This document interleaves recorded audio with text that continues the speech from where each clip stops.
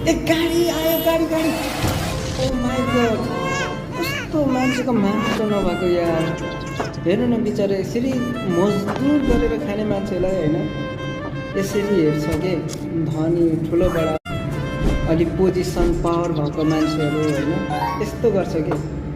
तर यो गलत हो कि एक दिन गरिबको पनि दिन आउँछ होइन बिचरा हेर्नुहोस् त कति काम गरिराखेको छ होइन ओ माई गड मै पसिना पसिना भयो यार हेर